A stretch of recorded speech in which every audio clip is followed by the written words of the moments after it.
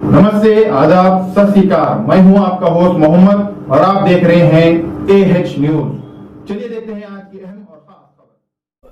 शैलेंद्र, इस वक्त हम देख सकते हैं सीधी तस्वीरें, हमारे दर्शक भी देख रहे हैं। आपसे जानना चाहेंगे किस तरह का कार्यक्रम है। प्रधानमंत्री विजय घाट पर पहुंच चुके हैं और लाल बहादुर शास्त्री के पुत्र भी उनके साथ मौजूद हैं। जी निखिल, बिल्कुल आप इस वक्त सीधी तस्वीरें देख रहे होंगे। प्रधानमंत्री नरेंद्र मोदी विजय घाट पर पहुंचे हैं। प्रधानमंत्री थोड़ी देर में लाल बहादुर शास्त्री जी को श्रद्धा सुमन अर्पित करेंगे और इस वक्त सीधे वो विजय घाट पर जो समाधि स्थल है उस ओर आगे बढ़ते हुए दिखाई दे रहे हैं। जी, हम जानते हैं कि आज पूरा देश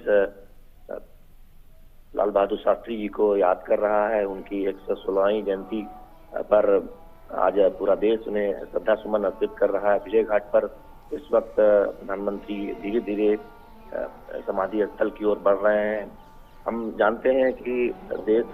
लाल बहादुर शास्त्री जी को ऐसे प्रधानमंत्री के तौर पर जानता है जब उन्होंने जय जवान जय किसान का नारा दिया था, जब देश उस वक्त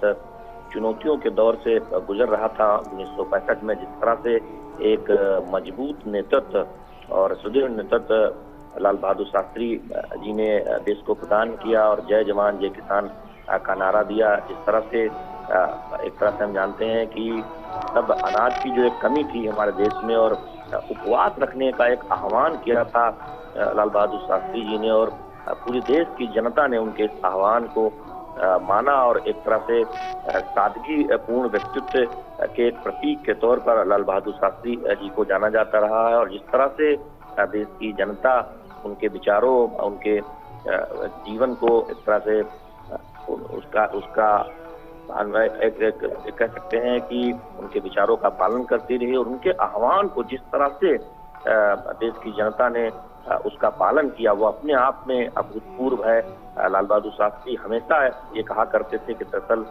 देश का जो शासन है वो जनता के लिए होना चाहिए और वो एक उदाहरण से सादगीपूर्ण व्यक्तित्व का उनका पूरा जीवन अगर आप देखें तो सादगी से भरा रहा और गांधी जी के एक अनुयायी के तौर पर, गांधीवादी नेता के तौर पर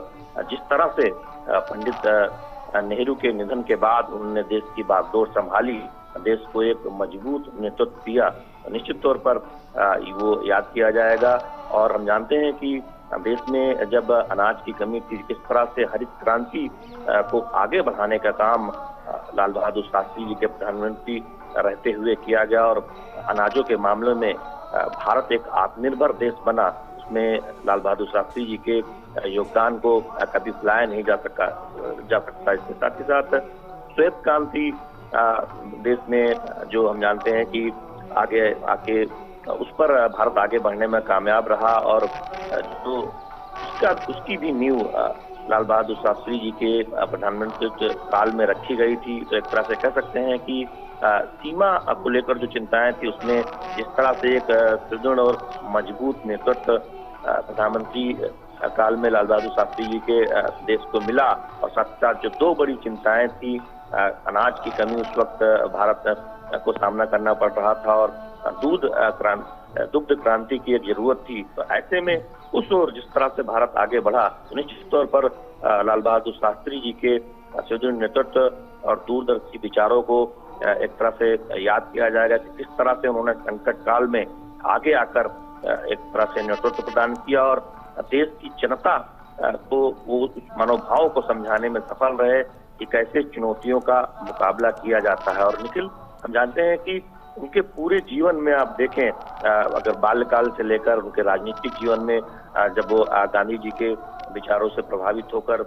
राष्ट्रीय स्वतंत्रता आंदोलन में उन्होंने भागीदारी की, तमाम जो गांधी जी ने जिन आंदोलनों का नेतृत्व किया उसमें लाल बहादुर शास्त्री ने जमकर भागीदारी की और जब कांग्रेस में वो अहम पदों पर रहे, जानते हैं कि रेल मंत्री के तौर पर जब एक दुर्घटना हुई थी, उस वक्त नैतिकता के बहुत बड़े एक तरह से उन्हें एक ऐसे नेता के तौर पर भी याद किया जाता रहा है कि जो नैतिक मूल्यों की बहुत वकालत करते रहे और जब वो दुर्घटना हुई उन्होंने रेल मंत्री के पद से त्यागपत्र दिया। तो एक तरह से देखें तमाम मंत्रालयों का कार्यभार उन्होंने संभाला और प्रधानमंत्री बने तो उन्हें एक ऐसे बिरले राजनेता, ऐसे एक बिरले प्रधानमंत्री के तौर पर याद किया जाता है जो सादगी के मिसाल थे।